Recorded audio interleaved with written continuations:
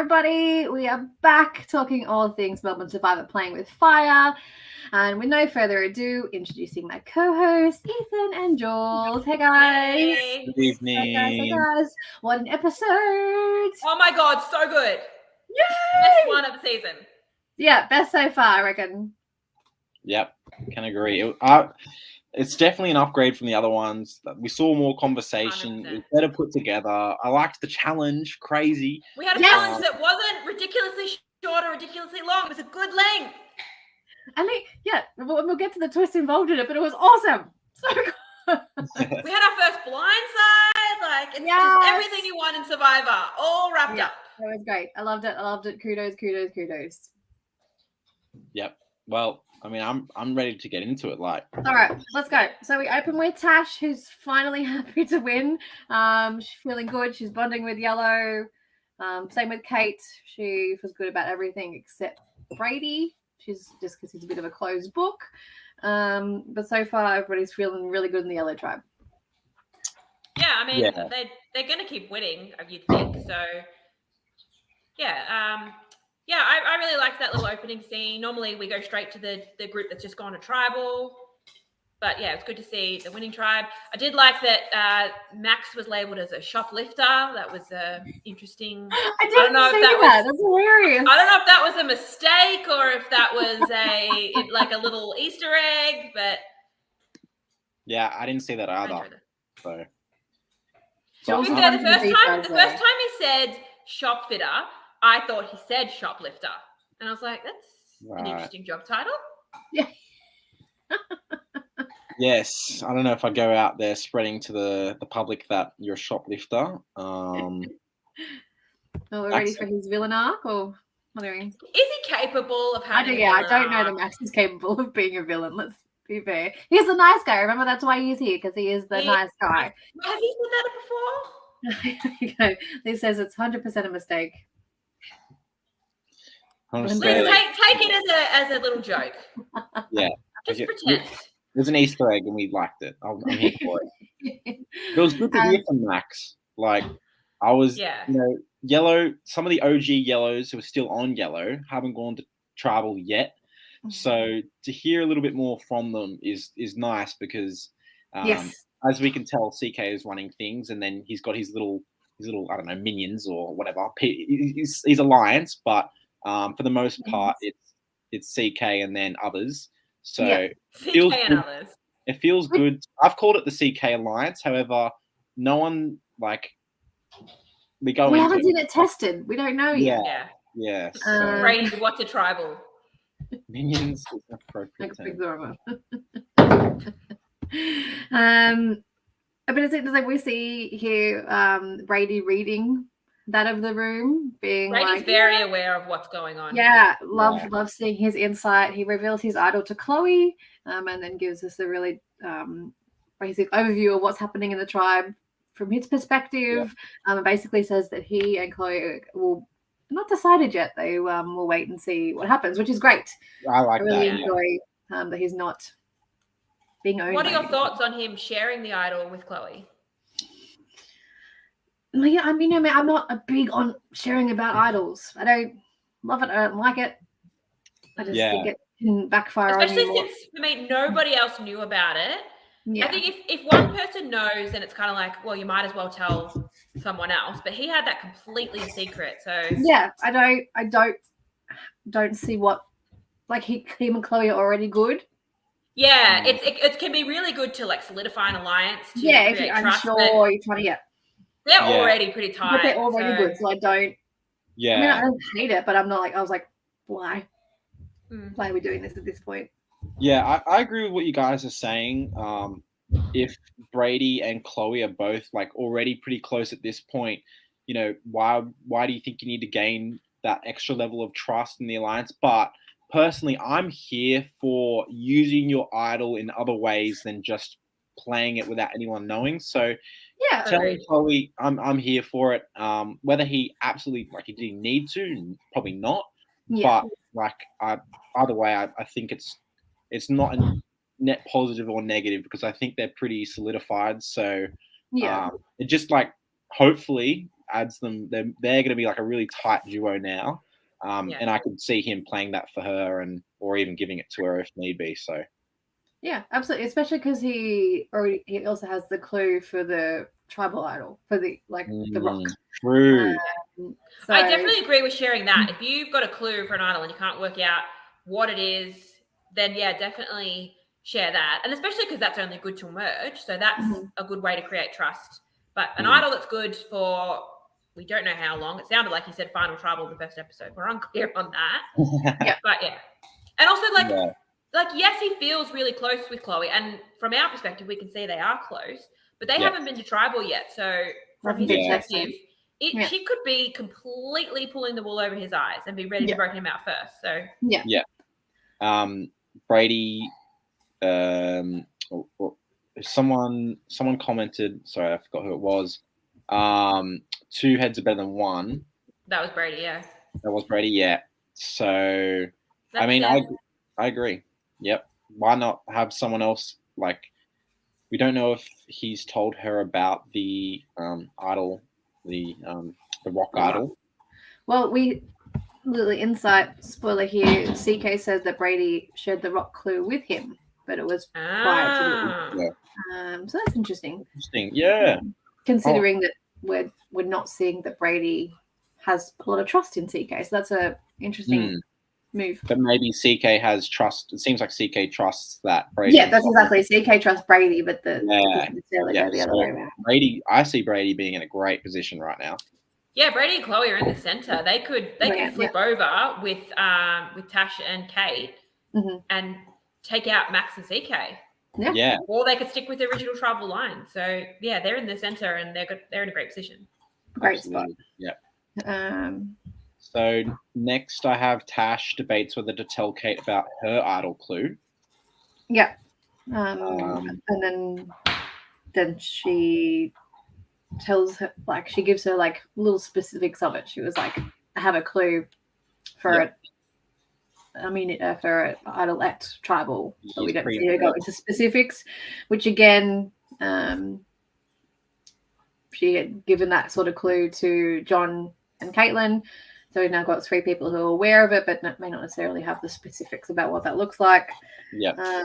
I love hearing here the order in which people want to vote. Yeah, everyone's sort of got different opinions.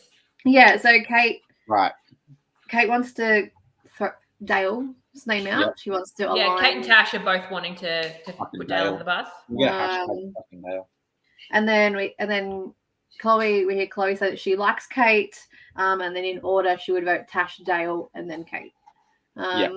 So Kate coming across the swap is doing great work to solidify herself as someone who wants to people want to work with. If I get my fucking words out tonight, that'd be helpful.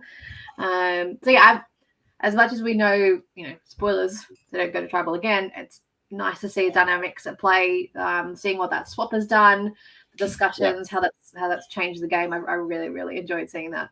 Yeah, me too. Yeah. And then we do see Tash tell Kate about the clue. Yes. I think this is a really good decision from her because I think if they see themselves on the bottom, Kate could potentially be trying to throw Tash under the bus. So that's a way to sort of ensure that's not going to happen. Yeah. Say, hey, we do have a chance here. I potentially have an idol. Yeah. We might have a 50-50 chance of getting it right. So I think this is really good from her. Yeah, different points, but I definitely I'd be that makes me think. Yeah, she's also not saying I have an idol, which makes her threatening right there. She's saying I have a clue to something that's at tribal. I was like, I can't even threaten you with it now. It's just if we go, it's there. We can talk about it more when we get there. Yeah. Liz just Liz is asking. Yeah. Sorry. I was saying exact same thing you're saying. Yeah. Liz is saying like, if you're OG Yellow, would you throw a challenge? And that was something I was just about to bring up. Well, who from OG Yellow? So we're talking about OG Yellow that are on New Yellow. Yeah. Yes. You throw a challenge. Well, so CK and Max think that they're in a really dominant position. So yes, but I mean they don't know about Brady and Chloe. So maybe if Brady and Chloe are keen to throw CK or Max under the bus, then they should throw a challenge. Yeah, and CK mentioned where was it? CK mentioned something that CK said after the challenge, going to tribal means people don't know where they stand. So that could be a good reason to throw a challenge, especially sort of knowing that they are the more dominant tribe. I mean, it's pretty obvious. So throwing a challenge will make the division clear in the tribe. People will know where they stand. And also, like, almost everyone on that yellow tribe now knows that there's that rock is sort of a idol before the merge. So you could easily throw a challenge and then see yourself in a position to vote first and just take it and potentially just use it. Well, CK makes a point here. Is like, doesn't the yellow who's now a new red, they outnumber the red technically? Like, so they don't. At this point, I'm like, well, my mates are good over there. Yeah, I'm good here. I think that maybe if they had someone on their tribe they wanted to get rid of, definitely. Yeah, I could see, potential Brady and Chloe, if they're wanting to make a move at that point in time, it being beneficial for them. But CK and Max at this point in time are like, fuck, we're all good. Like, they've got numbers over there. We've got the numbers here. Let's maintain the status quo. And also, it's still early days. I mean, you don't know when the merge is going to be, but exactly. You're only after this episode where it's 12 people left. You wouldn't be expecting a merge soon, so you could there might be a challenge coming up that you're not going to be good at. So why throw a challenge when you could potentially lose one? Yeah, I don't think this episode is if I was in their shoes, it's not the episode where I'm going to start discussing. I want to figure out these people first before I'm going to be like, this person's a fucker. Let's get rid of him. Yeah, I think if you're more challenging after seeing that Annabelle was voted out. That's when you'd start. We're not there yet. I know, but I'm just saying. Yeah, no, completely. Yeah, it'll be very interesting, that dynamic come the next. Yeah. Liz, we're not there yet. Can we just listen? I a second. We're going chronologically. It's Dani's job to reel us back in, so we go on track. I'm like, all right, then we jump to red. Yeah. And we see that Mara is very suspicious of the vote from the previous tribe, the infiltration into their alliance, which starts, muddying the waters a little bit. I assumed that Caitlin and John had been told to vote Ash, but Ma says that no, they shouldn't have been told. So that's interesting. How did they know?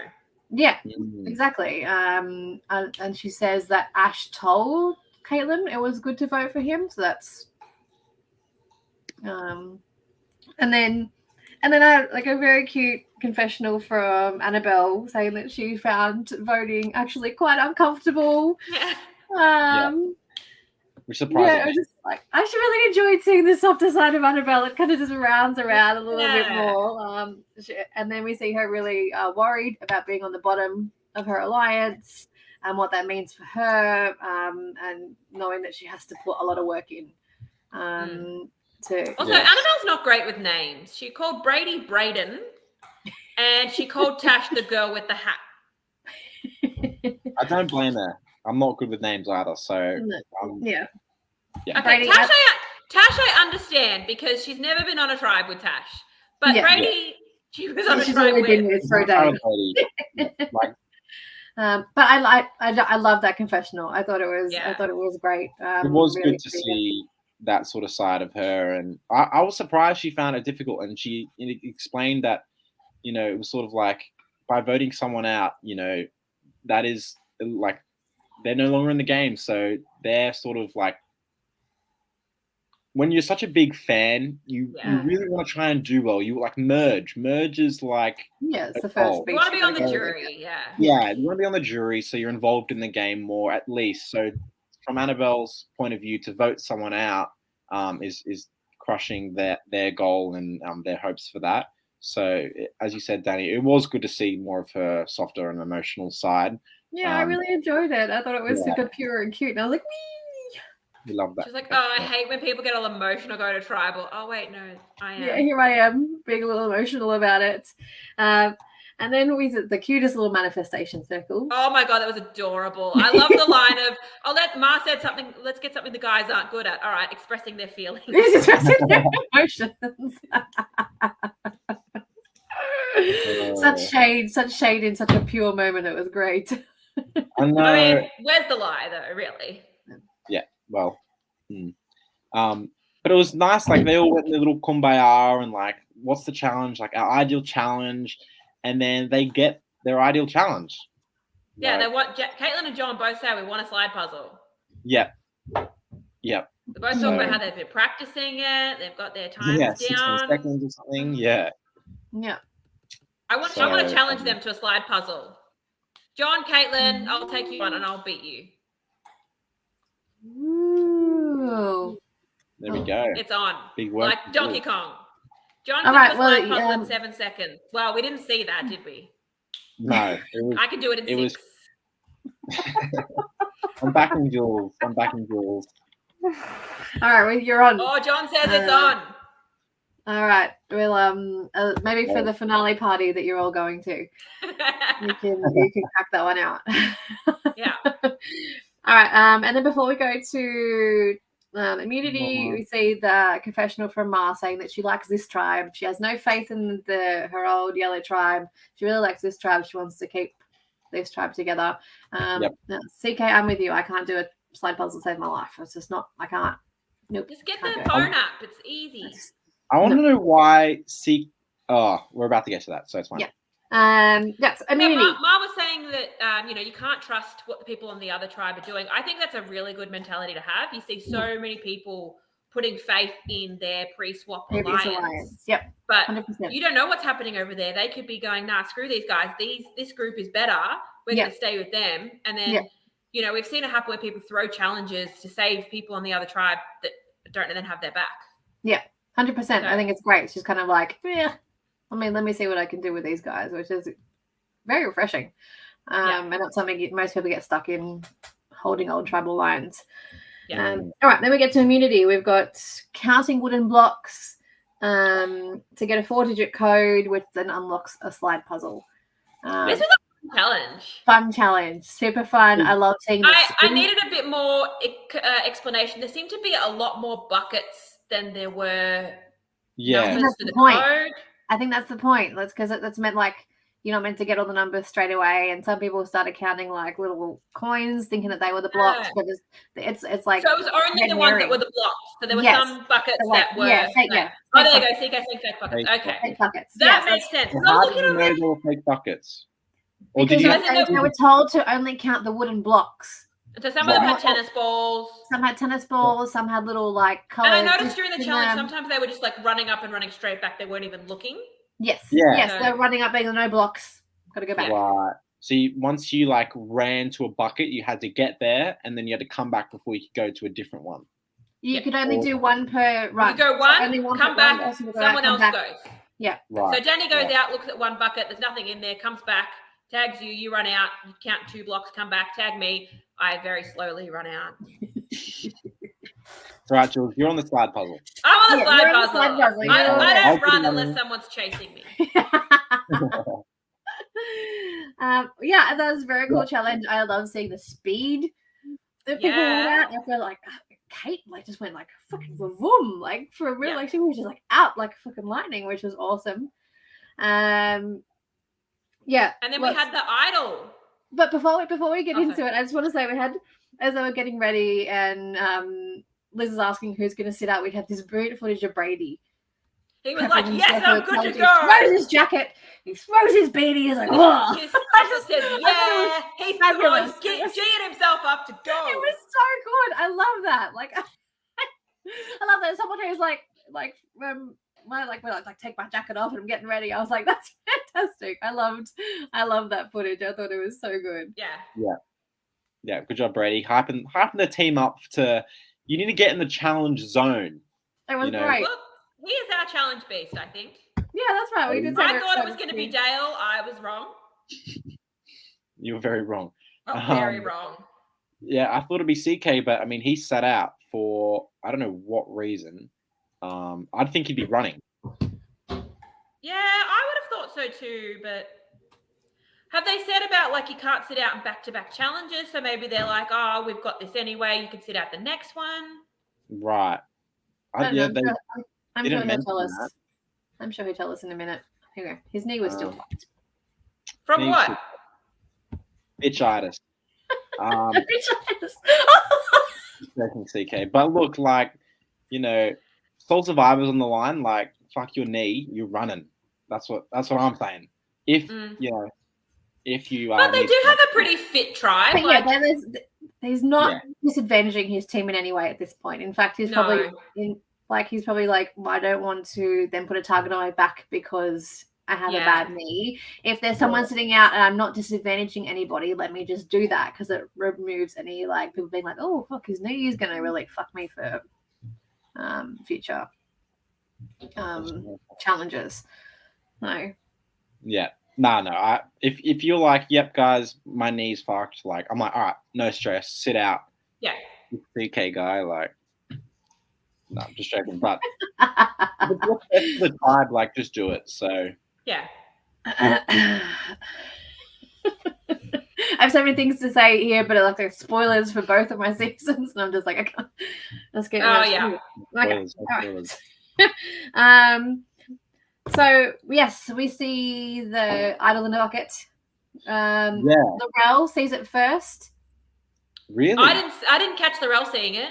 Laurel did a run around. Laurel was the first footage that we see, and then we see Rosie, and then we see Kate. Kate was hilarious. Like, sort of goes up, she's not going to run away, and then like, oh wait, what's that? Oh, yeah. Like actually, like the physical. The cogs were turning. Yeah, 100%. Like you could just be like, and at that point, like you've got to pick it up because you look suspicious because you're like, yeah. And if you don't take it, someone else will. Yeah, you might you might as well take it, unless you want to give it to Dale. We've seen that happen before, so just take it for yourself. Red gets the code first. John hits a slide puzzle that we've been manifesting, and then like very soon after. Yeah, yellow, very quickly behind them, and then Max. Max slays. Yeah, John took a minute. He looked at it. He's like trying to work it out, thinking about it, and Max is just like, and I'm like, is this a strategy of just move the pieces as fast as you can, or does he know what he's doing? And apparently, he knew what he was doing. It did say killed it. I was just like, whoa. Like I mean, ninja. Yeah, I was just like so surprised. I was like, no shade intentional, but I was like Max was more of a physical. Well, the fact that he was the one who they put on the puzzle, like he is a fit person, and in a heavily cardio based challenge, like he must knew what he was doing for him to volunteer to go on the puzzle. Well, yeah, it's crazy that Max was not confident going in because he fucking like the speed on that puzzle. I was just like, shit, yeah, all right, here we go. He was going quickly, but in the edit, it did say it took them over 5 minutes. But like, you know, to just do it. No, I'm not probably great at puzzles, so I'd just be staring at the thing, having no idea what to do, and he's just same. So it's just not my thing at all. Give me a puzzle. You two can go do the hard stuff, and I'll chill here. Yeah. Give me the running. Give me the like endurance challenges. I'm all in for fucking. Look, I can't throw. I can't catch. I can't run, but I can solve a puzzle. Perfect. All right, and then unfortunately, Red lose again. I was like, yes, we're gonna see yellow lose finally. Yeah, we're gonna see them in tribal. No. I was not shocked that they lost, but I was hoping they would win. I was hoping Red would win. I so wanted them to win. It looked good for them. Yeah. Especially because we'd seen them manifesting. We'd seen all this positive energy, and they got what they wanted. And then it turned to shit. John said he was 2 tiles off from finishing it, but it didn't show in the edit. John, we believe you. We'll take your word. To be fair, I looked at it and I was trying to work out if the flames went up or down. Okay. So it's if you're not sure what the picture needs to look like, it's hard to solve. Yeah, especially if you go, and as John said, he said like he went into it thinking it would be the logo. Yeah, which is usually what it would be. Yeah. All right. And then so we go back to yellow straight after the tribal. CK says we saw Kate get the idol and told her so, which would be, again, that's a conversation I would have liked to see like the tonality of that conversation, what the reaction from Kate was in that approach. I'm guessing there was no camera around when that happened. No, yeah, completely. But that would have been a super interesting conversation to see, especially like her idol. Is that what you're talking about? Pardon? Are you talking about Kate revealing to the tribe that she has? Well, it's like CK had a confessional where he said he saw Kate find it and he told Kate that he saw her find it. Oh, right, that conversation. Right. Because we didn't see. So Yeah, I'm with you now. But we she said that she was just going to tell the tribe. Yes. Because CK already knows, but we didn't see that, correct? No. But they didn't go to tribal, so maybe we'll see it next episode. Maybe. Next episode, or yes, yeah. So hopefully we do see that. I would like to see. I've been sent picture proof that we were 2 tiles off. And then we can. Oh, okay. Yeah. Yeah. Check your DMs. I've checked it. I've got it. We believe you now. You have proof. So close. John, we really we believe you. It's all right. We really wanted you to win. It was a bit of a purple episode for John. Yeah.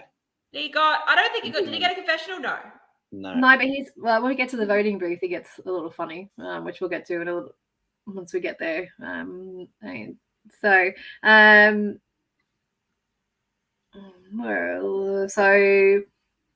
Rosie, we see confessional back at yellow where Rosie thought that it was a prop. When she was running back, she was like, oh shit, no, that wasn't a prop. She also saw Kate get the idol. We see Kate then open the idol. She calls it glamorous. Yeah, it's a nicer one. Like Brady's nice. one was like a little bit of paint. Hers was bling. Yeah, it was very bling. I think in our first podcast or something, they said they forgot the idols, so maybe someone went back and went back and got them the next day. Next day, yeah. So that's what I'm thinking. And the idols are only good till merge. Yes, it's a pre-merge idol. And then we go back to red again. Caitlin's sick of it. She doesn't want to lose any more challenges. I'm not there yet. I just want to say that I find it hilarious because there's still Rosie's still having confessionals about the manifestation of it all. And I can't with the hilarity of that they specifically manifested this for themselves, what they wanted. It was the thing.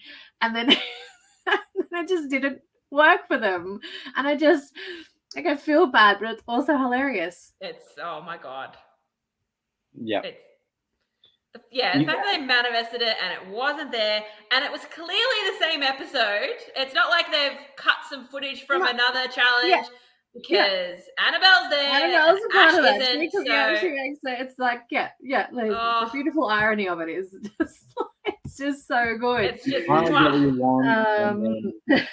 the universe gave but could only give so much. According to Rosie. Like, here's what you wanted. Please send yellow to tribal. I can't do it for you, but this is what you asked for.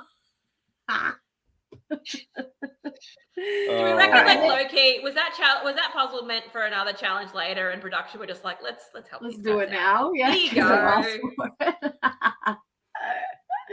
We'll all right, and then we get to Caitlin. Sick of it. Sick of challenges. She's over it. She's done. Doesn't want to lose anymore. Annoyed. Painful. I don't blame her. That's 4 tribals in a row.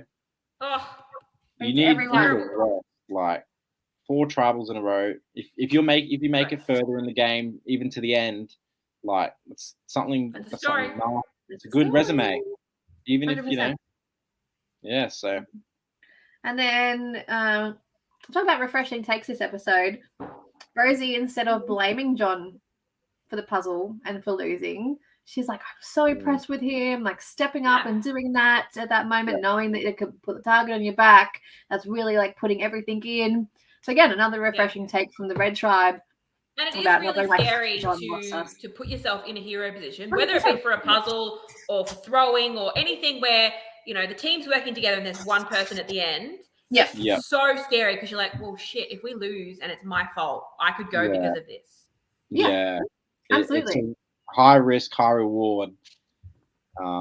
Vince, everyone needs a position. Rosie after Everyone challenge last does need night. Rosie. She's like such a hype girl. Love Like, it. she's just like, Loving she's like- Rosie. Yeah, lots of 100%. fun. Lots of fun. I'm really 100%. enjoying her. I didn't get much out of her like in the No. preseason stuff. Like I didn't like there wasn't a lot Right. in her like preseason videos, and I got a lot out Ethan of it. obviously did. Made her his winner pick. Yeah, Yeah, exactly. Rosie's my winner So someone send this to Rosie. Hey, but I'm really enjoying her. She's Yeah. such a different character. Like she's Yeah. like I'm a fan of such a Rosie. different character from some people you'd normally see, particularly in LRGs. Like she just really enjoy She's her. fun. She's fun. She's fun. All the Everybody good goes, vibes. She's a great. Yeah. Like she's like says exactly what she's thinking. Yeah, I'm really enjoying her. I can just see Yeah, her playing a good game, good social game, being in the right spot at the right time, and just getting to the end and winning. Like so. Yeah, we I'm do here see for it. criticism of her in a little bit when we're talking about making a move on Annabelle.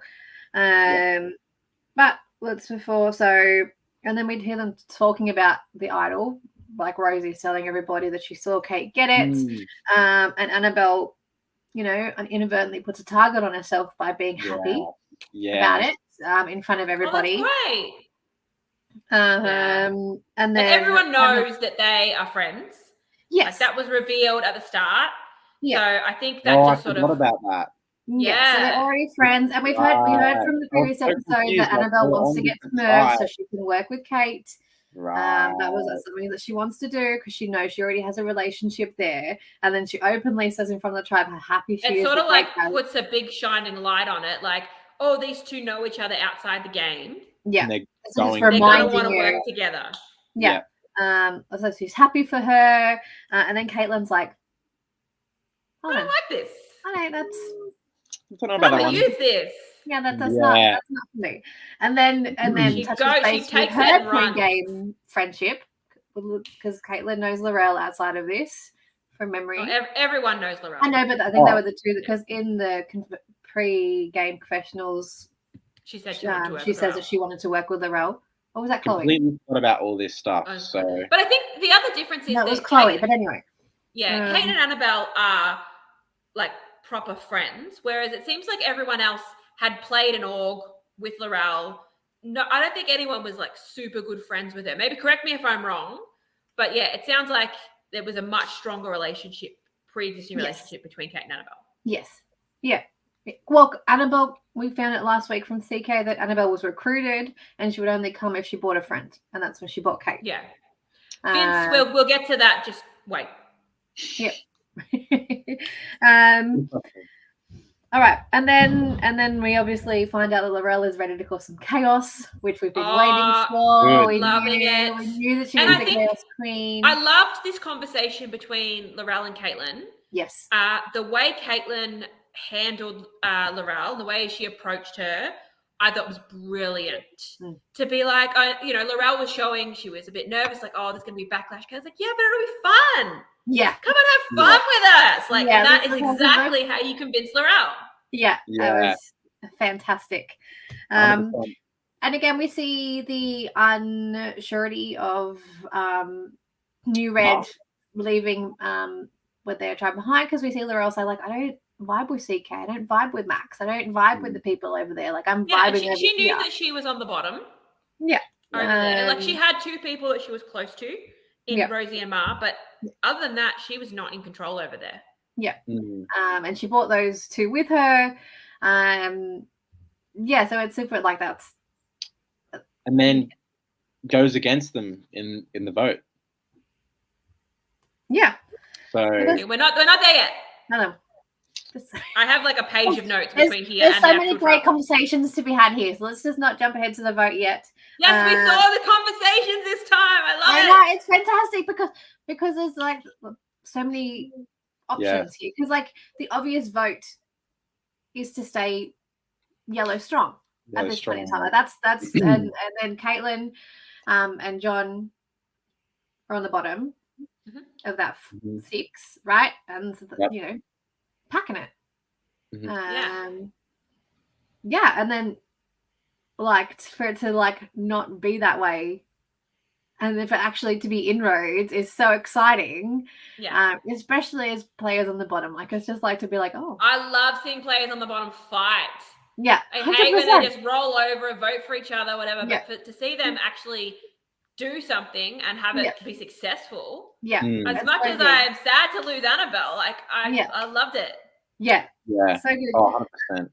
So and then we see a conversation with Laurel and Ma. Yeah. Laurel and Ma, and then Ma's saying that she's unsure whether she wants to flip. So Ma doesn't want to blindside Rosie, which I think that's a good reason not to flip. Like you don't want to alienate someone. Yep. I think that's really good. Yeah. But we see Ma considering it. Yeah, Ma's really weighing up the options. She's so I love Ma's confessionals. Like it's I think she had one of the highest. Very good at She had one of the highest confessional counts for this episode, and she's just like she speaks so well to the camera. She knows what she wants to say. She's literally just talking out what she's thinking. Yeah. Like I don't have time to get. I whoever was talking in my head before I can like verbalize it. Whereas Ma just verbalizes it. I don't think she was getting any prompting or anything. I think she was just She was whatever was here was coming out, and it was just.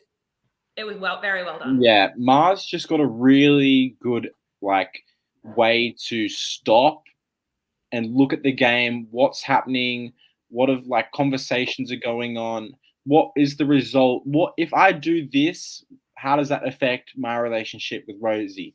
If she votes out Annabelle and doesn't tell Rosie, how does that affect her? So she verbalizes that and talks about, okay, well, if I do that and blindside Rosie, because if I go up to Rosie and say to her, let's vote Annabelle, she won't be there for it. So she's tossing up like, what do I do? What should I do? So I agree with both of you. Considering all the options, like she's just not like, let's fucking go and stuck in this direction. She's like, how will this affect all the other players, including myself, but all these other people that I'm aligned with, and then moving forward with those people. I love it. And we see people, wanting to make a big move. They think about how does this affect me? How does this affect, maybe one or two other people? But to think about it from every single person. Okay, yes, if I vote out Annabelle, yes, that works for Laurel, that works for Caitlin, that works for John. But to also factor in Rosie of like, well, do I want to keep working with Rosie? Do I want to alienate her? For her to be thinking about all those things in what we know was probably a very short amount of time. Yeah, 100%. I completely agree. All right, and then we go to tribal. Well, actually, before we get there, we see Ma tell Annabelle that the other two are pitching her. Yes. Would you obviously we don't know what Annabelle was thinking. This is something I definitely want to ask her, but to me, I would have then taken that and gone, shit, this could be me. She doesn't feel like she's on the bottom of that four anyway. What would you think about her potentially going to then John and Caitlin and being like, hey, I want to work with you guys. I'm on the bottom here. I want to jump. Is that like, I thought that was one maybe flaw in Ma in telling Annabelle that was a possibility. Yeah. I think Annabelle going into tribal, I think as she might have said, she knew that she'd get one or two votes, but otherwise she'd have the majority. So I don't think she thought she was in trouble to be voted out. And that's probably why she didn't go, hold on, I need a new game plan. I need to go like make a new alliance with these people and keep myself alive. So I think she felt certain with Ma and Rosie and then probably Laurel, but we didn't really see, I don't know if did we see Laurel and Annabelle talk? No. So it'd be interesting to see like if they had a conversation like who we voting out or who you voting out, and then if Laurel just blatant lies. Or, and then we'll get into it, but at the tribal, just to follow on from this point, Caitlin does say if you want to make a move, now's the time. So and she pretty much like looked directly at Laurel, was like, if you want to have some fun. That's when you panic. That's when you panic at that point in time. Yeah. Oh, yeah. But yeah, to your point, Ethan, she thinks she's going into tribal 4-2. Yeah. And Mars said, expect your name, but we're good. Yeah. Yeah. And at that point, like, even if she does go to those other two, it's still 3-3. If Yeah. you're interested at that point. She doesn't have the numbers. She could then piss off her 3 that she already has for 2 that maybe will happen. I'm not even suggesting that she should have flipped to them, but even convince them that she is and then shift the target off herself. No, completely. So- but I think in that moment you risk then pissing off the people that you're with. Like it's just, Yeah. because it is so fast paced. You see that conversation happen in a split second. You're like, Yeah, it's these games, as we all know, are so fast paced, and that's why there's such a difference between like real game Survivor, where you have hours to create different options for yourself. days. Yeah, that exactly, especially going into tribal and whatever. So when you've got like probably half an hour to 45 minutes between challenge and tribal, you're really only solidifying sort of 1, maybe 2 options for yourself if you if you can do that for yourself. So so yes. All right. So we do get to Tribal Council, and the first thing Liz tells everybody is that they look tired, which I think is so mean. I think there's never telling someone that they look tired. That is a polite way. That's a polite way of saying you look like shit. Yeah, exactly. That's just like if they didn't look like shit, I'd be surprised. So exactly. I'm like, what do you expect? I slept on the floor last night. They had no sleep. They've done what 3 challenges already today. Lost every one of them. They're feeling shit. I'm here for Liz. Like Liz, tell them they're like having a bad hair day. Like I want you to just tell me how it is. That's what I want to see. So I'm glad you're like, you guys look tired. I'm like, great, they do look tired. Their energy was low. So I mean, for some of them it was their 4th tribal council in a row. So yeah, I would be so tired if I was going to 4 tribal councils in a row. And there's like that means there's no downtime. Like if you're in a tribe that wins, between that challenge and that tribal, you're just chilling. Yeah, hanging out. You're chatting, you're doing whatever. You're not like scrambling, running around, stressing that it could be you. Yeah. Yeah. CK's probably had his hair braided like 3 cook some times. rice. Yeah. Yeah. Max probably got shot on by a bird 5 times now. Like they're just sitting back, like playing in the dirt, eating some shit food, like little kumbaya, like a little bit of strategy, like who should we vote out? Who we like? Dale's fucking shit at challenges, like amen, like you know, really getting to know each other. So, so yeah, Yellow's sitting pretty still. Crazy. But tribal. So we hear Annabelle blame Max for the loss. Bloody Max. And then she asks the red tribe, whoever is left, to take vengeance. Yeah. I thought, and I love how she's like, come on, guys, losing's not that hard. I've done it twice now. Yeah. Yeah. I thought that was really funny. Obviously the edit is Annabelle heavy, being spoiler alert that we've already said it, but she's our boot. But I loved her in this. I thought she gave in every scenario with all the sass, all the love. It was all fabulous. Annabelle was an icon. Yeah. Sure. Yeah. And then we about to go to the vote. There we go. And just spoilers in case you didn't know, she then went on to date Max after the show. Annabelle did. Yeah. Annabelle Max, I can't see that. It's interesting in real life. No, that's not like I wasn't being rude, Jules. I'm just saying I can't. You wouldn't pick it. No. Yeah. Yeah. And then, as we said before, we hear Caitlin say, "If you want to make a move, now is the time." Like that's why you came here, to have fun, Laurel. Yeah. Do that. Make like it she fully turned around in her seat. It wasn't like just gesturing to everyone. It was like, "Hey, Laurel," like. And I was glad to see it because I'm pretty sure Liz was like, "All right, anyone else want to say anything before we vote?" Yeah. And then she was like, "Yes, I do." Yes. And like that's the type of like Survivor I want to see. I want people to go, I have something to say, and you're all gonna hear it. It's like, to me, that's like you are playing the game hard. Like you are trying to get things to happen how you want them. So for her to be like, if you want to make a move, like let's do it. Shows and that it was very well, like we saw it. She literally saved herself. So she was the vote. Yeah. I thought it was going to be her. I thought, Dani, you're going to be the first one to lose your winner pick. No. You're like, hell no. Not on my watch. Yeah.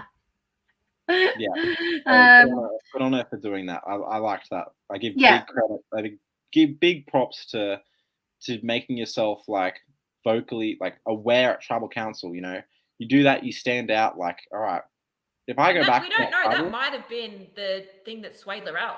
Exactly. She might have been ready to go with the majority, and then go. You know what? Let's go. Let's have some fun. Let's do it. Let's just do it. Yeah. And then we also see this side of her in her confessionals in the lead up to tribal council, where she's talking about like she's seen that side of Laurel and she really likes it, and you can see like she's starting to get really excited about the possibility of doing something. I love that. Like, oh my god, those two together, if they're like permanently together going forward, I'm here for it. Hilarious. I'm here for it as well. So much fun. And then so we get a great tribal booth confessional from John, where he also would like to cause some drama. So we're seeing people like really starting to like get excited, which is the way we feel about this episode. So we're like really feeling the way people feel this episode, all about it. And then Annabelle tells Caitlin to enjoy the crisps at Ponderosa. She goes, I feel a lot less guilty about this one, knowing you're voting for me, sweetie. Enjoy the crisps at Ponderosa. Unfortunately for Annabelle, one too many comments backfired and she got voted out. So, but I enjoy that though. I enjoy watching it. Oh, I'm here for it. Like, you get voted out, you get voted out, but like, just say something fun, you know? Yeah. So, and then we go to a deadlock vote. So we see my face was the same as Annabelle's when that came out. Your facial expressions are fantastic. I was like that at home. I was like, I thought it was going to be 4-2 to Caitlin. Same. I thought, yep, she's put up a good fight, but see you later. And Laurel did it. Annabelle's face just dropped. Ma like pulls her jacket up. Ma was like, mouth, like, and you see Ma being like, it wasn't me. Yeah. The facial expressions when it became 3-3 were just. Oh, I was so happy to see that. So good. It makes it so spicy and interesting. Like, what is going to happen now? Will someone flip, or do you go to rocks? Well, I remember in Caitlin's intro package, she was like, I want to go to rocks. I was like, is this what we're seeing? She wanted to go to rocks, and we're going to see it. Yeah. I'm always here for other people to go to rocks. Yeah. So I was hoping that they would go to rocks, makes it more interesting, but I don't like rocks. Like, put the game in your own hands. Don't let fate decide who's going to go home. Well, sometimes you think that rocks is the only way where the outcome will benefit you. Vince, I wanted a twist, eh? Oh, I love the drag race reference. Thanks, Vince. No. Sorry. Laganja Estranja. Come on, guys. Sorry. Am I the only one with culture here? What did you just say? Sorry. I don't even know what you just said. Laganja Estranja is a drag queen who walked in to RuPaul's Drag Race and said, come on, season 6, let's get sickening, and then did a death drop. Oh, I love a death drop. We love that. Thank you, Luca. You guys get it. We're glad you got it, Jules. All right. And then so we go back to the voting booth. Caitlin can't vote. Annabelle can't vote. Yeah. And we see them holding hands. That's a bit cute. Yeah, it was very cute. Yeah, I thought that was cute. Before the vote happened, my thoughts that Ma would flip the vote. I just felt like she's not going to put her hand in a bag of a rock. At that point, Laurel was solid. I felt like that side was solid on voting out Annabelle, and the only person would flip would be Ma, and she did. So and at this point, she can also save face with Rosie being like, "I made a decision at tribal." Yeah, I didn't want to go to rocks. Talk to you about it. I didn't want to go to rocks. She was at the bottom of our 4. I wanted to keep us solid. I wanted to make sure you and I were safe. That's why I did it. I think that works out. Going to rocks, it's a big part the right way to begin with. Yeah. And then she has the chance to, because that was her issue. She didn't want to upset Rosie at all. And so in this moment, she gets the chance to save face in that alliance and be like, I just did it at tribal. Before we get into the actual vote, we're going to take a break for a second. Slight twist here. Special guest. We have a special guest joining us, and Will no, it it be a isn't good twist? Annabelle Will it not yet. be? No one wanted a twist, eh? Yeah, no one for a twist. I fun? want to bring in host of Brisbane Survivor. Oh, no, he's gone. He was there for a second. There for 1 second. This is Melbourne Survivor. All right, let's continue with Big Seven. Jesus. Again, twist. Is he gone? Is he not here? He's disappeared for a second. He must have an issue. Oh, okay. Technical difficulties. He disappeared again. Okay. Yeah, so I was saying Ma saves face. Love Yep, that. I think that Smart works move on out her behalf. I thought that Yeah. was really good. She was umming and ahhing, and this gives her the chance to make the move she wanted to without pissing off Yeah. anybody. And going to rocks, a big part of that is who are you going to rocks to save? Are you willing to risk your game for Annabelle? Obviously, she wasn't, but she might have been willing to risk her game for Rosie or for Laurel. Yeah, it's and we saw her, like you said, Dani. She was umming and ahhing. She wasn't sure. I think this was a very smart move by everyone involved. Yeah, absolutely. 100%. I think Vince asked earlier, whose move is it voting out Annabelle? I'd say it'd be Laurel's because that was the swing vote. Yeah, but would she have done it if Caitlin hadn't been pressing all the right buttons, saying all the right things to her? I think we can. It's probably both of them. Right. Laurel was the one that flipped, but does Caitlin get credit for flipping her? Right. Yeah. Halt again. Now that you said it, yeah. Oh. Halt. Hello. Hello. Hey. Hello. Sorry, false start, but we're here. That's okay. That's all It's right. happened to us before. It's fine. Exciting thing. Brisbane Survivors finale is tomorrow night. So we're here to cross promo LRGs because we all love LRGs and we've all been involved in different ones. We just want to promote you.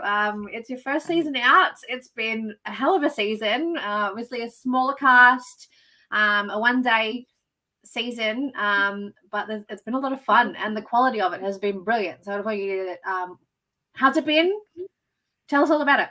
Yeah, it's been awesome. It's been so cool to see, just the players to finally get to see their game, obviously, is the biggest thing, because that's why we do it, so people get to experience Survivor in a game. And so, it's been really cool to see the reactions from them. And, I think the community, like the Survivor community's really enjoyed it too. It is a little bit different, like you said, only 10 players, a bit of a shorter, sharper format. So, but I think it's been cool. It was an experiment for us, and I think we're just so excited. I can't believe that it's actually finishing tomorrow. Like because as you know, like we filmed a long time ago, so I can't believe it's tomorrow that everyone finally gets to find out who wins. So. Sam, let me just say, I've said this to you, and I was saying this to Jules before we started, and Dani. I have loved Brisbane Survivor. And the filming quality has been amazing, especially for a first season. And what I liked so much about it was with only 10 players, there's no room to hide. And it has allowed us to see everyone's gameplay, even if they were voted out first, second, third, like more earlier on in even such a short game. It allows us to see everyone's story. So going into the final four, you've seen how everyone has gotten there. And you can root for who you think is going to win. Personally, my winner pick, your younger sister, is still in, so hoping Lily will get the dub. Either way, both your younger siblings are in. That must be both crazy three siblings. to, witness. Yeah, can I just say, I'm shocked, to be honest. I was not expecting them to go very far. So the premise of the whole season is the people you know, and they didn't know pretty much anyone apart from each other. Like that was the strongest connection. And so, Liz, oh my God. Yes, Liz, they are. You can't tell when you look at Nick. Nick is a spitting image of Sam. Yeah. Just instantly. Yeah. He just has hair. That's exactly right. But it was so crazy to watch them on the day, just navigate their way through. And then yeah, they made it to the final four, which is crazy. So yeah, I was shocked. I was really shocked. Oh, you've done such a wonderful job. Yeah, I've been loving it. Like, tell us what this whole process for you has been like, having to come up with the idea to run your own season, then getting all the equipment, and then getting all the players, and then just running the whole thing. But as you said, you filmed it a long time ago. So this has been a long process for you to finally complete. Like, how are you feeling? Yeah, the process like leading up to it, like as anyone who's been involved with the creation of any LRG, it's quite a mammoth effort. And we didn't really know what we were doing. Like we sort of, yeah, I didn't really know the LRG world too much prior to us doing Brisbane Survivor. So it was new for me. And then I'd sort of stumbled across Backyard and Melbourne, I think at the time.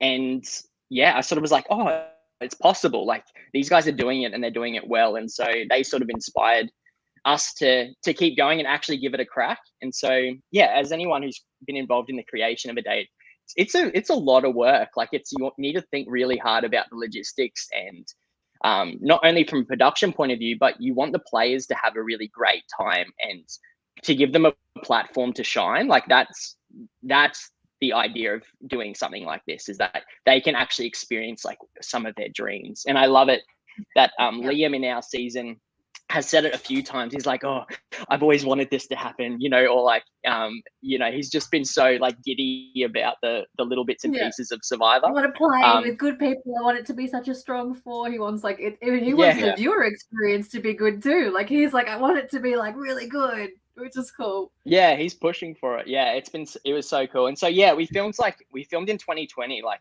prior to COVID. So it was quite a long time ago. And then a few things happened just in lots of people's like personal lives that were like behind the scenes and were in charge of sort of putting things together. And so it just fell apart a little bit, like lots of people's lives during COVID. Like it sort of just, everything got thrown up in the air and you just didn't really know what was going on. So we sort of just put it on hold and we just wanted to wait until we could produce something that was that we were proud of and that like the community could get behind as well. So glad we're here. I'm just so excited. I mean, you've done a great job. So tell us about season 2. Yeah, season 2 is coming. Yep. So we're pretty excited. So we'll be in Brisbane again. It wouldn't be a Brisbane Survivor without it being around Brisbane. Yeah, we're really excited. No, not this time, Jules, unfortunately. But who knows? Maybe one day we could get some funding. But no, we're really excited to give it another crack. We've learned so much from the first one. So we're expecting of ourselves that we'd step it up, bigger crew, bigger like a bigger cast. We're thinking it'll be over a weekend, so an overnight experience. And dates? So dates will be yes, good question. It is the end of August is the date that's set at the moment. However, there is a little bit of we can't finalize it just yet because of a few logistics that we're waiting on, but around that time anyway. So so it'll be this year. We're really excited. Planning's well underway. Obviously, casting and casting's like open, so we've got applications, and we're so excited about the pool of people that have applied already. And so we're on the ball with behind the scenes work with that. Then it's looking like a really cool season already, and I'm really excited. So. Is there anything else you can tell us? Any other insights? Do you have a theme? Like, do you have anything you can just give us? Ethan wants everything. Ethan wants everything now. Like, you're accepting previous like other players? Like, what's going on? Subtle, Ethan, I'm gonna keep it under wraps a little bit with a lot of the details, because I think that's part of the anticipation with events like this, is that people do want to know the details as much as possible because we're all intrigued, right? But I think it's so much better when you can go in on a blank slate and give it a crack. I think that is really cool. So we sort of in season 1, obviously the people aspect changed things up, so people knew that each other were playing. And so this one will be very different, and so we're excited to keep it that way. So Great. politely, Well, I love- no, I'm not giving you any details. Okay, look, like I'm always going to ask because I do want to good. know. But in saying that, I think everything that you've done with season 1's been great. I was really happy that you decided to wait until you got a product that you and that the players and the fans and everyone involved could be happy with the end result. I can't wait to see it tomorrow night. I'm so excited. And yeah, is there anything else you want to say, or Jules or Dani? Tell about the viewing party, because you've got a finale viewing party going on tomorrow night, right? Yeah, we do. So yeah, if anyone's in Brisbane, you're invited. Anyone can come along. Even if you're not in Brisbane and you want to like just fly up for the day or something, like that's fine. You can come along. But it's Look, it's a costly trip. Otherwise, I would so be there. It is a little bit. But yeah, it's going to be really cool. We're going to Hotel West End. And yeah, all the details are on our Facebook page. It'll be from 6:30 for a 7:30. We'll air it. And then we're actually going to do a bit of a live reunion show afterwards with the cast mates that will be present on the night. So we're really excited about that, just because they haven't seen this last episode, so they don't know what's. A lot of them, obviously, on the jury, don't even know what's going to happen behind the scenes. They obviously know outcomes, but so to get their actual insights when it happens, I think will be really cool. Yeah. Oh, absolutely. Will there be fan questions at all, or? Yeah, we're going to take some questions from the crowd, so it'll be good. You know me, I'm very opinionated, so Ethan will be there. He will tell you what he thinks. Love it. Wouldn't expect anything less, Ethan. Good. All right. Well, we know you're a busy man. We just wanted to cross promo Brisbane. We've all loved it. Has been outpouring from the community who've all thought it was fabulous, particularly the quality and the content. I think you've kicked all your goals for season 1, and we're so excited to watch the finale tomorrow and be a part of season 2. Yeah, awesome. Thank you so much. And can I just say, you said season 2 applications are open? Yes. They are anyone's watching who wants to apply? Do you want to give a little shout out? Yeah, absolutely. Still taking them to the end of May, so you've still got a couple of weeks. So yeah, but also loving Melbourne Survivor. I just caught up today on the last episode, so I am up to date. Loving your content too, guys. Thank you for being amazing with your insights and really putting it out there. Hey, like I love hearing your thoughts. So keen to keep listening. None of us like to hold back. No, I can see that maybe. Yeah. We're passionate. We're passionate people. Love it. True. Thanks, Sam. Thanks, guys. Thanks for having me. See you. See ya. Bye. I love him. He's such a good guy. He's good people, Sam. Good egg. All right, well, let's jump back in. No, not yet. It's her birthday today, so she is at dinner. We're waiting. Cover your eyes. You're a dick. I have the audacity of her to go out for dinner on her birthday. Go to dinner for her birthday. Like, God forbid. Come on. She did say from 9:30 she would be. We're not even finished talking about the episode yet. We're not even finished the episode, so we're fine. We're back. We're going back to the voting booth. All right, and then we get another brilliant thing from Laurel. I'm going to turn this spark into a flame, and I'm ready to get this stuff going. Which again, iconic, hilarious. I love that. What a queen Laurel is, really. Yeah, and then obviously we only like iconic things. Like, how do you think of those things to say? Like, it's just who she is. That's icon status. It just comes to you. Icon status. We got icons on icons in this icons. This cast playing with Hamilton fire. Reference. With icons. Did I miss a Hamilton reference? How did we both miss a Hamilton reference? Laurel, please explain. I feel very bad about myself right now. Yeah, you love Hamilton more than I do, so. All right. I'm gonna turn this spark into a flame. I don't. Was that a Hamilton reference? Apparently. Okay, well. All right. Anyway, and then the queen is booted, which is sad, but so iconic. It was just iconic. I loved her and Caitlin just like holding hands, like before the votes are read, like. Do you, if you're Annabelle Annabelle, before the revote happens, you basically know that like Laurel was the one that flipped her She said in vote. her exit that she knew it So was Laurel. do you do anything to plead, or because at that point someone's either flipping on you to vote you out, or to keep you in the game, or they're going to rocks. Like, there's only a few options. So are you saying something? Like, at that point she knows it's like basically 50-50 that she goes home, basically. So Well, here we go. Ask her. Did you? Oh. Hello. Happy birthday! Sorry, it's kind of my birthday today. Happy birthday. birthday. Thank you. She's 30. She's still Dirty incredibly 30. still incredibly flirty. So okay, yeah. So I've not, full confession, I have been away for the last 3 weeks, and I have spent all of tonight having a extensive degustation with my father. So I've not listened to anything of what we've been talking about, but I just got the last 10 seconds, which was about, like, should I have done more with a 50-50 that I'm going home? Did you beg? Was that the question? Yes. Yes.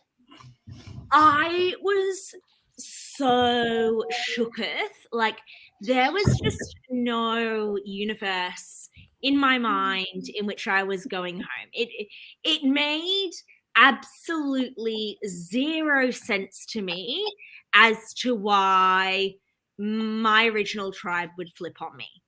And that's because I had a really close relationship with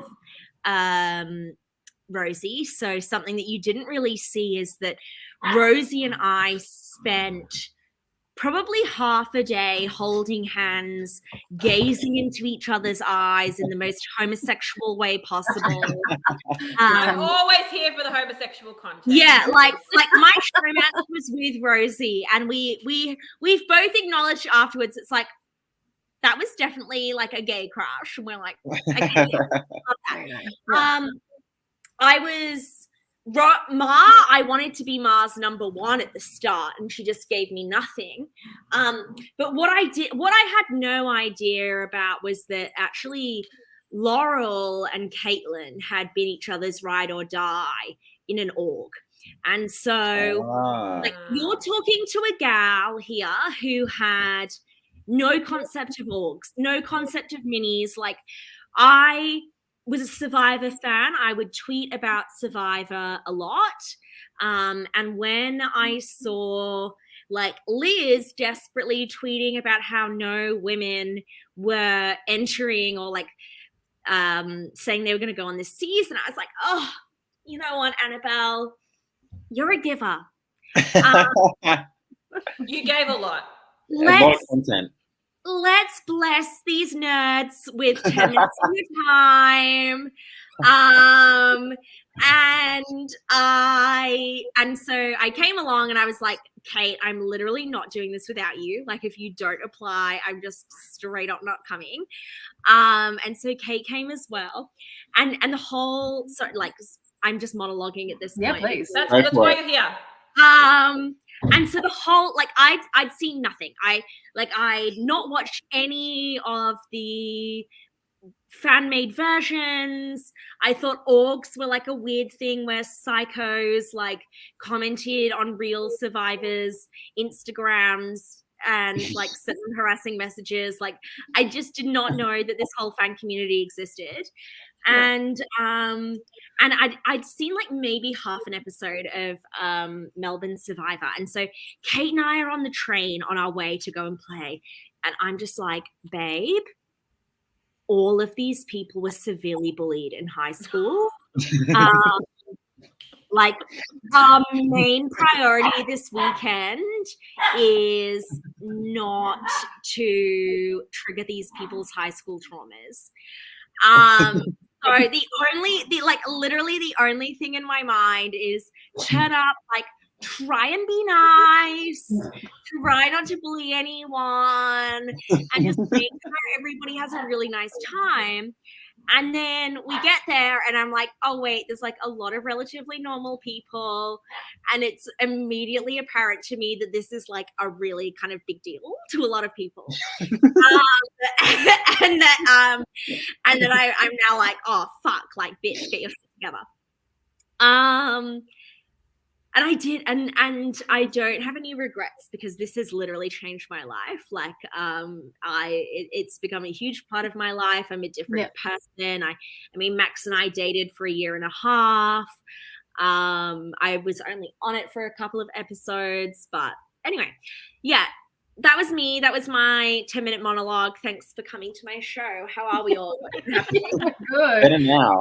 Good. We loved you this particular episode. Have you seen this episode today, or you haven't watched any of it?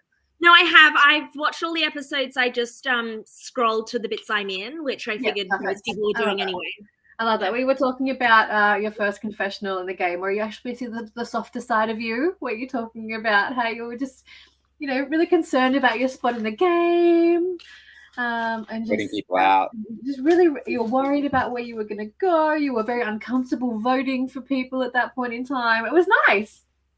I know. I'm secretly nice. Kate and I also had this discussion where it's like I have like a bit of a bitch vibe, but secretly I'm nice. Whereas Kate seems like a nice person. I'm telling you guys, secretly she's a massive cunt.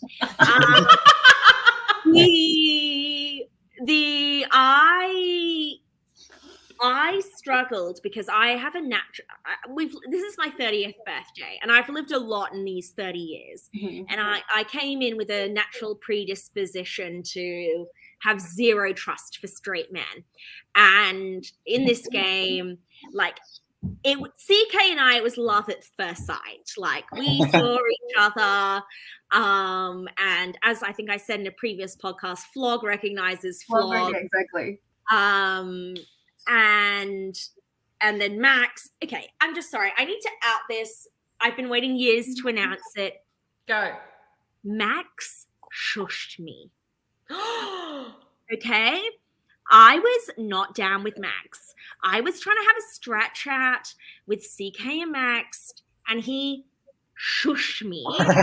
Wow. Let me tell you, I've never been shushed by a man in my life before then. I've never been shushed by a man after that. And I was just not about it. And then you went to date him for 1.5 years. Literally, like, this is when we finally broke up. It was like me just getting flashbacks to the shushing incident. And so anyway, so we when I wasn't really sure that I was all in with them. I was like, oh, I think I might prefer to work with Ma and Rosie. As you can see from the episodes, that's not what they were thinking about me. And it really wasn't until we did the Red Tribe swap and I was with the girls, Laurel, Ma, and Rosie, and it was just like sitting in that feeling and sitting in that moment and realizing I'm fucked without Max and CK. Like, actually, those were the people I could trust, and I'm fucking toast now. Mm-hmm. Yeah, I mean, you said during the episodes that you felt you were on the bottom of the 4. How did you feel about the tribe swap? We've talked about it multiple times, and we were all very opinionated that it was very shit. What was your opinion being at the sort of latter end of that sort of tribe swap? I mean, Ethan, this might come as like a really huge shock to you, but that wasn't the first time that I was picked last in a sports pick'em. No. God only has so many like positive points to hang out to people, and he put all of his PowerPoints on my looks, charisma, and unfortunately there was like nothing left over for basic sports prowess. But you won the tug of war challenge. You single-handedly won it. Don't get me wrong, I single-handedly won the tug of war, and I was. But anyway, Chloe and I just clashed from the very get-go. We did not get along. And Chloe, if you're watching, don't think that I haven't noticed that you've been celebrating my birthday. Yeah, I get it. It's your birthday this month as well, but it's my birthday today, so love you. But hi, notice me. Chloe has been trying to organize her birthday party today. I'm just saying. Not on your birthday, God forbid. Not on my fucking And birthday. it's not just any birthday either. It's the Queen's 30th. Okay, it should be a public holiday. Right? Yeah. Anyway, so no, I was picked last, and look, I think what was kind of cooked was that they both had super different strategies, right? Like Chloe's like, I know, Chloe. I'm teasing you. I know you didn't know it was my birthday. I'm literally just. I'm teasing. I think she should have. The Chloe's like, I want to pick a really strong team to win challenges, and also like not have Annabelle on my team. Whereas Laurel's And she achieved that. And she achieved that. And Laurel's like, I want to have everyone I like on my team, and Annabelle's the person likely who just happens to be left over. So it was like, it was cooked. It did not end up working out very well for me personally, but also like it could have. So I actually, we've not even got to where I fucked up, but I can tell you the several places I fucked up. So the number one place that I fucked up was in episode 1. You don't see the initial conversation where CK comes to me and tells me we're going to do an alliance, you, me, and Max. But you do kind of see the point where Max and I are talking to Laurel afterwards. And it was really unclear in the way that CK had articulated that conversation or that sentence to me, whether he wanted Laurel to be the fourth person in our alliance, or whether he wanted Laurel to be the first person out. Yes. And so when Laurel came to us and said, what was that conversation about? Max and I kind of blew her off, sorry.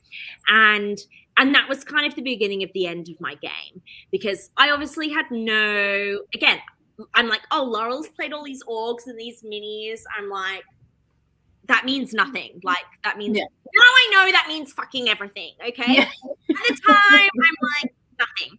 Yeah. So that was mistake number 1. Mistake number 2 was not getting into Chloe's sleeping bag. So on night 1, both CK and Chloe invited me to sleep in their sleeping bag with them, because I obviously don't own a real sleeping bag because I'm a queen, and Kate had lent me like the most peasant sleeping bag in the history of sleeping bags. And obviously I was not going to get into CK's sleeping bag because, no offense, CK, but I'm just never getting into your sleeping bag. But I should have got into Chloe's, and instead I was like, no, I would literally rather sleep in my peasant sleeping bag. It's all about the sleeping arrangements. It's always about the sleeping arrangements. And as a Survivor fan, you should know this. Not even like LRGs. As an actual Survivor fan, you know that where you sleep at night is important. Okay. I love you, Chloe, and I know you're listening. You didn't have to listen to Chloe's campfire games. We were just not hitting. And I'm like, babe, I love you. Your campfire games are not hitting for me. And everybody else slept in the normal way, right? Like their all faces are next to each other. And I'm like, fuck you all. You're sleeping the wrong way up on the hill. I'm sleeping in the opposite direction to all of you because it's comfier. Anyway, yeah, I really cooked that. As I would like to emphasize, this experience at the time could not have meant less to me. And I really regret that, because it has really had such a big impact on my life. And I really genuinely love everybody I played with. And also sorry to all of the people who did not play that particular season, because really, I didn't know what I was getting into, but I had a great time. Yeah. Well, you could tell you're having fun. Yeah, it was fun to watch. Yeah. And you created all the content. I think you were in 4 episodes and you got 2 episode titles. So well done. Did the cold ever take off? I know, Chloe. I agree. Imagine if you and I had like had a bizarre showmance that no one would have ever seen that coming, and I would have loved that. It would have been really camp and really hot. So you end out the game. Your first confessional to the camera is you have murderous thoughts. What were your murderous thoughts? Do you remember from 2 years ago? Yeah, very long time ago. I was like, Laurel, what are you doing? Like, Laurel, I was kind of like, I get it. You wanted to mix things up. I was actually mostly mad because what was I mostly mad about? Laurel, I was like, babe, what are you fucking doing, girl? Like, get it together. And then I was like, Ma, I really wanted Ma to be my number one. That's the thing you kind of don't really see. Like, her and I didn't want CK to be my number one. I wanted Ma to be my number one. And she kind of saw gave you me in the first episode try and bring her into the alliance. Yeah, and she just gave me nothing. And then I kind of knew that she, based on that conversation that we'd had earlier, that she'd kind of always planned to flip on me. And the only reason why she kind of hadn't was because Rosie didn't want to. And she just kept denying that. Like, yeah. And like, you know, it's one thing being blindsided. It's another thing being like lied to about the blind site you have the receipts on. So that was a lot to digest as well. Okay, just hold on a second. Mel, I don't know why you're on this podcast if you haven't watched the episode and you're spoiling yourself. It's your fault. It's your fault for being on here. This is definitely not a spoiler-free podcast. Sorry. Mel, I just need you to embrace. Okay, like, let's just take a deep breather. We've all met me, whether it was digitally or in person. I will never win one of these games. Okay? I will never win one of these games. It's fundamentally about like playing strategically, but also managing your threat level. And yes, this was my first rodeo into this universe, but since then I've gone balls deep. Like, I've done the orgs, I've done your minis, I've done your hosting. Like, Sweetie's all in. Like, she's not judgmental at the start, but now she's invested. Yeah, and I've just kind of embraced the fact that like, I'm too much, and it doesn't matter. I can't make myself weaker, smaller, so that people who are less feel like more. Like, that's just not how I can exist. And Vince, I can answer that. I have played other games, and I have tried to play differently. And the reality is that I cannot help but squash people. And I think one of the things that made CK so appealing to me as an alliance partner was the moment I locked eyes with him, I knew, like, this is not a man who can be crushed by the weight of my personality. Yeah. And that has made him an amazing friend. It made him an amazing ally. And the more of these games I've played, the more I've had to come to terms with the fact that I'm not just a lot within like a niche nerdy community. I'm actually just a fucking lot. And I don't think I can be less. And nor should you be. Nor should you have to be any less for anybody else. I mean, if you win less for somebody, then they can go find less. I like to win. I think you do need to be able to make other people feel like more, and like to be able to make other people around you feel like they're bigger and better than you. And I just can't fucking tone it down with a gun to my head. So, like, God fucking forbid we have a Hunger Games style scenario where my life. I think you're actually selling yourself short. Like, in last week's episode, where after the swap you realize you're on the bottom, you did a really good job of being like, you know what, I'm not going to push for who I want to go I don't know if you True. watched the podcast last week. You were away. We commended you on that. So I think you're selling yourself short. I think you can win. We'll see, babes. We'll see. I did say in my preseason predictions that your threat management would be your downfall. So finally I called something. I also would like to give props for Ethan here. Ethan called your boot order. He picked it bang on. Sorry, So we Annabelle. all did boot orders. No, for Bang on. sure. Dan and I both had you at 5th. However, So.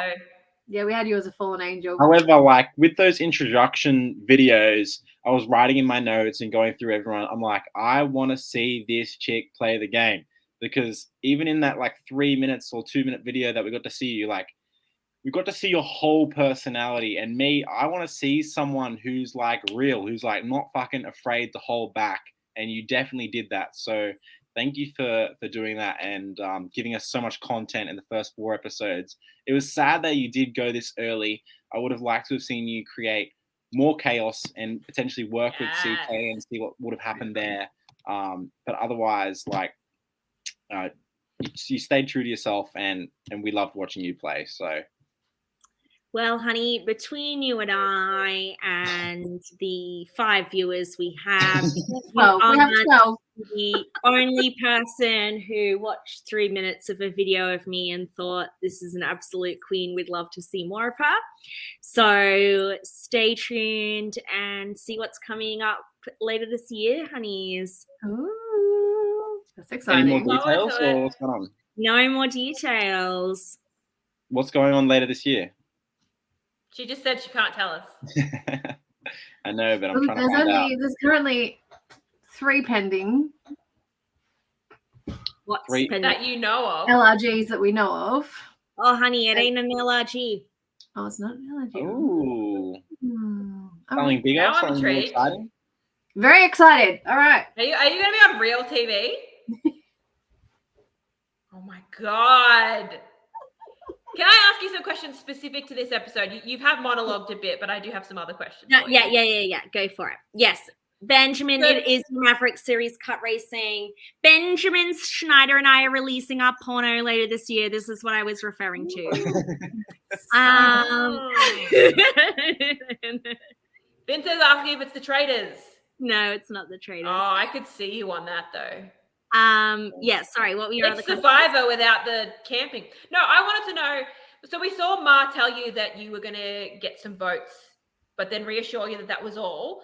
Were you concerned at that point that it was maybe going to be you?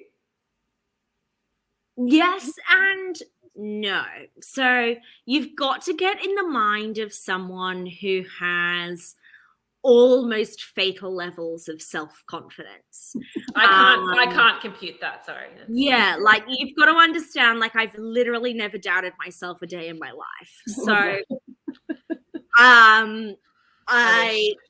so when Ma says to me, like, it could be you, I'm like, it could be me, but like, would they be that stupid? And Rosie reassures me that Ma's not going to go for me. Sorry, that's Max trying to call me. Not today. And Sexy Max, we love you, Sexy Max. So I was blindsided. Like when I got in there, I was so sure it was Caitlin. I thought, no, like, yeah, my name's been floating around. Even when I'm like doing my confessionals and the people doing my confessionals, like, are you sure you don't want to make a move? Like, why wouldn't you make a move? Like, to that now could be, I'm like, why the fuck would I make a move? I mean, especially because, you know, if they, and you'll talk to the boys at another time when they win, obviously. If it had been Rosie or Ma or one of them who had gone up, they would have thrown every challenge to keep the rest of our numbers strong. But like I was the connection back to the rest of Yellow. So it just kind of, and because I genuinely was devoted to Ma and Rosie and I really in my mind wanted to work with them, it just did not occur to me. Max, literally in the call, if you were watching live, you would know. it didn't occur to me that they would screw me. And so when Ma did flip, I was genuinely shook. I never saw that coming. Did that answer the question in a really long way? Yes. No. I wanted to know if, and for me, I wanted to know if you at that point considered going to the other two, but you answered that as well. So, yeah. So, Annabelle, what were you thinking was going to happen when it came out as a 3-3 tie going into a revote? What was your thoughts then? We saw you holding hands with Caitlin, probably praying, but like, did you expect people to go to rocks for you or flip on Caitlin? Like, what were your thoughts about that? I was shocked into silence. So again, I'd never had you must have been very shocked for you to be silent. I was, yes, thank you. So like everything I've ever done since has been kind of shaped by that moment. So, you know, once you've been dramatically blindsided once, whenever you play a social strategy game, like that moment for me of that blindside always like, it really sticks in my mind. But at the time I was just so shocked, and you can see me, like I'm holding Caitlin's eyes, but I'm also rolling my eyes as well. I'm like, in my mind at that point, the girls had tanked their game. I'm like, Laurel has chosen John and Caitlin. If you think that she is with you now, like especially like I'm like, what she did that knowing that's not what you agreed to do. You're fucked. And it was just sitting there rolling my eyes and waiting for that to happen. Yep. Did you have a winner's pick after that, or anyone else that you're still really rooting for? It was then that I realized how like deeply in love with CK and Max I was, and also Rosie. Like, don't get me wrong, like Rosie and I connected on a deeply sexual level through pure eye contact and hand holding. So like my heart was eye contact. Yeah, like that was her queer awakening. Sorry, Baz, but that's when their marriage was over. I realized, like at that moment, it was, I think I gave, you'll see like later, I gave my jacket to CK. Like all I wanted was for Rosie and my boys to do well. Like the rest of them can burn. The rest of them, and Kate, obviously Kate, who's like legitimately one of my besties in real life. But also I knew she didn't really give a fuck about being there either. So I was like Kate cared about being there even less than I did. So you wouldn't know. She's playing very well from what we can see. Yeah, she's having a killer game. Yeah, no, she's a gun. And she's like legit good at sport, which I was just like the way that she ran in that last challenge. I was like, fuck, Kate's got a freaking speed on her. I wasn't in that bit, so I fast forwarded. So you didn't see her get the idol? I knew she unwrap her blink. Babe, this all happened like 2 years ago. A lot has happened since then. I know, but you still want to watch it. So Annabelle, this has changed your life. Has it been for the positive? Yeah, no, for sure. Like, the friends that I've made out of this who, like, I just would not have met in any other universe. You know, like CK, absolutely obnoxious. Love him to pieces. The number of times I've called that man sobbing at like 10 p.m. asking for advice so I know exactly what not to do. Max, like as I said, we dated for like really quite a long time. He's still one of my best friends. Like John and Ma and Rosie and whoever else I'm forgetting and being rude about. Like I have, like it got me through COVID actually. So all of my friends who are very normal, healthy human beings are like, no, I don't want to play online games during COVID. Like that's just making me depressed. Chloe, I love you. We've maintained a friendly acquaintanceship. Have you and I hung out as besties since? No, but we'll forever be loving queens. Yeah, Brady, we've made things like, I've had so much fun with these people. It kept me sane during COVID. It gave me the confidence to apply for other things that I just definitely wouldn't have applied for otherwise. And yeah, like I for something that I thought was going to be something like slightly embarrassing and nerdy, I did that I would never want anybody to ever find out that I was a part of, has like low-key become a core part of my identity, and everyone can fucking deal with it. Yeah. Yeah. And I love that. And I feel like anyone who goes into it, because I was similar, like before I played my first LRG, I was like, I really don't know what to expect. I had never heard of orgs. I was there and people were talking about knowing each other from org. I was like, what the fuck is an org? I thought I was a Survivor fan. I had no idea about any of it. That was and exactly now it's like, me. now it's like such a call. Like I'm hosting a podcast about a fucking LRG. Yeah. Like I'm just like and the friendships you form are ridiculous for like playing 3 days with people. Yeah, I rocked up at some trial, people talking about orgs, and then someone voted me out, but we'll move on. Luca has just summed you up perfectly in this. Annabelle is effortlessly entertaining and is such a joy to be around. She can make the most insane funny jokes while belittling your fashion sense in one breath. Sounds like personal experience there. I'm sorry, Luca. No, Luca, Chloe, like I love you. You're both fucking incredible people. It's been a crazy couple of years, and I'm just so incredibly blessed to have met the people who I have met who, like, let's be honest, we would never have met in any other circumstance. Yeah. This crazy world of Survivor-esque has kind of brought you together. Yes. Yeah, absolutely. I know that Schneider, the Maverick Cup Series is not an org, but I just like to remember everyone, tits out for Schneider. Follow Benjamin Snyder in his Maverick Cup Series. We live, love, die, Benjamin Snyder. There we go. That was not a paid advertisement, and he's never paid me for feet pics, but just everyone know. Well, Schneider, you should absolutely pay the girl for feet pics. The girl needs to be compensated. I'm just gonna stay. Ethan, you had questions. Ethan, you had more questions? I had a question about your reaction to learning that Kate had an idol, because we saw in the episode that you responded positively to that and were excited that she had an idol. How do you think that affected your game and that vote? Do you think that put an even bigger target on your back? Oh, Ethan, you didn't even see the worst shit I said with Kate. Like, this is how dumb I was. This is how, like, a little idea I had going in. I think I said multiple times to everybody on the starting Yellow Fuego that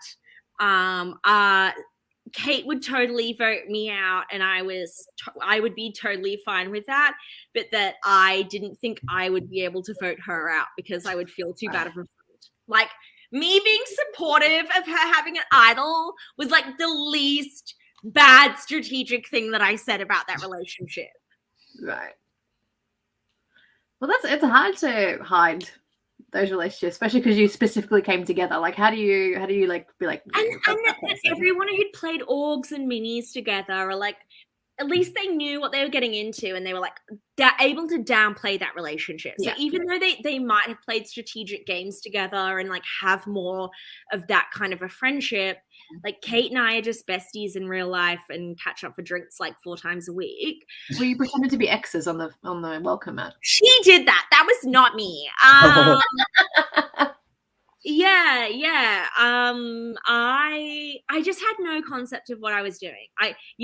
The person who you talked to today, who has these podcasts, does these things, like, it's just not the person who played that LRG. Like, right. I cannot oversell how underprepared I was to do it. Especially going into 3 days, like. It was a gag. It was literally, I was doing it for a gag. I had no idea there was this whole community, and it was like something significant that I was doing, and I should be like more humble and appreciative about it. I was literally a bitch. Well, you saw that reflection on your vote out. You were like, well, I'm sad to go. I'm so happy for these people who love it, who get to keep playing. You see that sort of realization to be like, oh, actually, that was pretty cool. It was fun, and that's all I want for everybody else now, like to create more experiences for those people and to make sure that those people who really care about it, like really want to be there, have a fucking amazing time. Like that's what I want for people. Yeah, that's awesome. All right, it is 10:10. We've been talking for now 40 minutes. Queen Annabelle, thank you for joining us. Happiest of 30th birthdays to you. Welcome to the 30s club. Yes, welcome. You're looking fabulous as always. Really appreciate you joining us, and I hope that you, now that you're back around, that you will entertain us with your comments every other Tuesday. Now I will be able to come and participate and have aggressive opinions. Yes, we love that here. All right, guys, we will be back. Thanks, Annabelle. We will be back next Tuesday. I have more to say. Oh, you have more to say. All right, please. 2 minutes. I just wanted to ask, what do we think in the next episode coming up? Do we see, is Rosie in a bad spot now? What's the fallout from this vote going to be? Yeah, Rosie's not in a great spot. I don't see that. Was this a one-time vote to get rid of Annabelle? Yes. Or Well, so Ma and Laurel are going to go back to Rosie. I feel like Rosie panics. Rosie will feel in a bad spot, but I don't think she is, because Ma freaked out about flipping on Rosie at this point in time. She was always in Laurel's plans. You know, that they were always going to be like, they're the two people that Laurel picked to come over, was Rosie and Ma. I feel like Rosie may feel panicked, but I don't feel like she's in a bad spot in any way. I feel like it's John, Laurel, and Caitlin as a 3 now against Ma and Rosie. So I guess if that is the case, then they have majority, and it's either Ma or Rosie being voted out next. So, well, let's all manifest a yellow. Let's all manifest a yellow losing. I want to see them like racing to vote first to get that rock. Yes. For Rosie, for my winner pick not to be voted out, I would love to see yellow go to tribal. Yeah, for both our sakes, because Caitlin's my winner pick, so we need to. Yeah, look, I'm not feeling great about my winner pick, to be honest, but you know. Your winner pick hasn't gone to tribal once. Yeah, I'm worried. So you're chilling. Yeah, but it only takes one tribal. Pick, to be fair, it's a very controversial pick, to be fair. Can I change it? No. No. But it was honestly so wonderful to listen to Annabelle.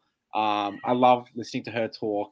Monologue all you want. Like, I'll sit here and listen and then laugh. I was doing a lot of laughing. Absolute queen icon status.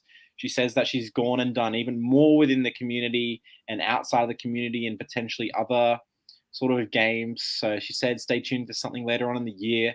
I'm very excited. Looking forward to whatever that is. I'll definitely be watching. And Chloe, my winner pick was CK. But I'm such a treat to regretting have her that. on. Happy birthday again to you, Annabelle, and enjoy the rest of your celebrations. But we're gonna wrap. Okay, sorry. We'll be here next Tuesday, 8:30, talking about episode 5, which will air this Saturday. So keen. And we cannot wait to give you all our opinions. We'll see you then. Thanks, guys. Bye. Good night.